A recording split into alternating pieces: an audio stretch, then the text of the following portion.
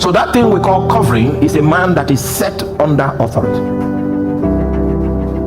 If you are set under authority and the authority that you are set under gives you an instruction, go to the international market and call all of the people you see there brood of vipers. Because you are set under authority, the consequence of your actions will come to the authority under whom you operate, not unto you. Do you understand that? So you will not bear the consequences of the actions you carry out under the authority. The consequences of your actions will be borne by the authority that has dispatched you. So the man says, I also am a man set under authority, having under me soldiers, and I say unto one, go, and he goeth, and unto another, come, and he cometh, and unto my servant, do this, and he doeth it. And when Jesus heard these things, he marveled at it. Why did he marvel? And turned about and said unto the people that followed him, I say unto you, I have not found so great faith, no, not in Israel. My friend, what is Jesus calling great faith? Answer me. What is Jesus calling great faith?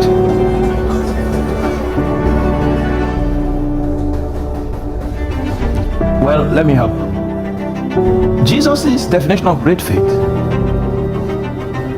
was revealed in that man's ability to discern the mechanism by which spiritual things that are invisible to the eyes. The guy was able to see a system, a set of principles at work in the ministry of Jesus.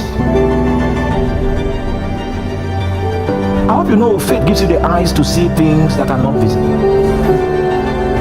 And this guy was able to see and understand. You know, faith has its own logic. And the logic that is behind your acts of faith is not a logic that is verifiable by your physical senses. But nonetheless, there is logic in faith. Can you see the logic that the man was unveiling? He said, I'm also a man under authority. I've seen you minister, and I know that you're not in charge. You bear witness of another. You carry the authority of another. I've seen your efforts, great efforts that you have put in place to find alignment with the one that has sent you. Speak the word only, and my servant shall be healed, because I am a man under authority. I say unto this one, go, and he goeth, unto the other one, come, and he cometh. So a man that is under authority has authority on his tongue. So you speak the word only, and my servant shall be healed. And Jesus said in the entire Israel, he never saw a man with this kind of faith. What was the understanding that the man really knew? It was on the subject of headship and covering. A man that is covered is set under authority. Is that clear? When you are set under a certain authority, your life becomes an expression of the will of that authority. It will interest you to know that in your family, for instance, you are not the eldest. All of you here, you are not the eldest. And whether you like it or not, there's a system of authority that has been established in that family.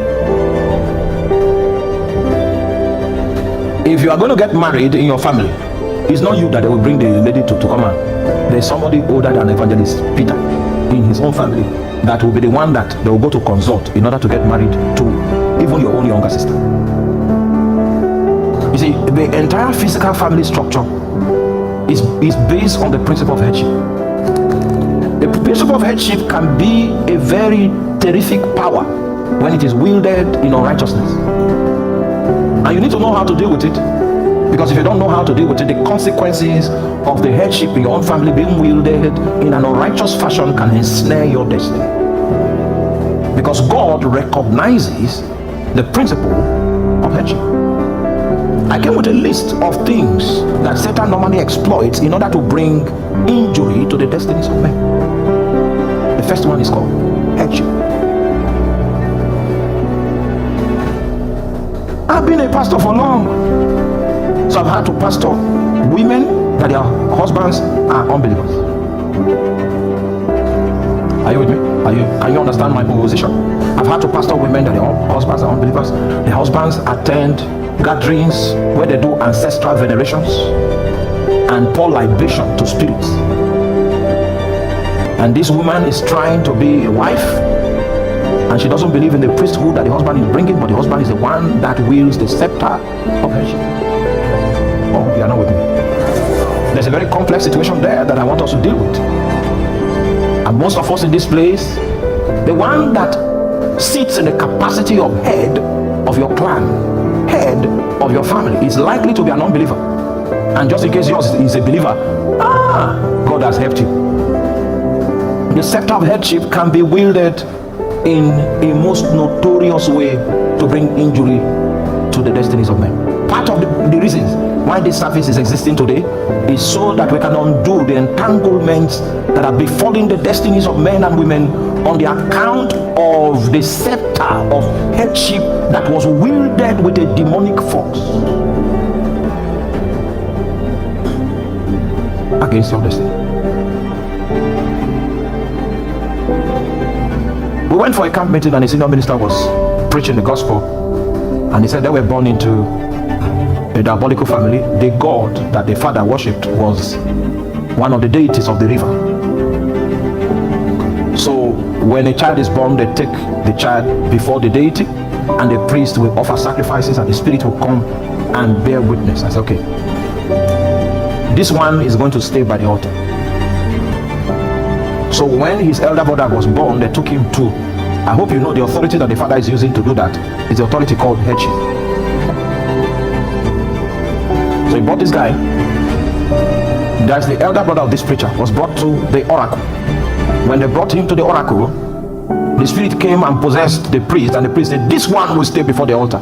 So they separated him. He didn't go to primary school, didn't go to secondary school, didn't go to the university.